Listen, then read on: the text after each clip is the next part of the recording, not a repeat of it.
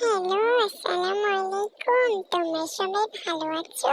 তোমাদের জন্য একটা নতুন চ্যানেল খুলেছি।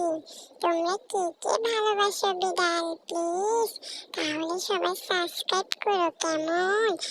আমি তোমাদের মিনি নতুন নতুন ব্লগ দিব। আমাকে সবাই দেখো। আর তোমাদের জন্য পড়ালেখা নিয়ে একটা গান। কিসের পড়া কিসের লেখা গো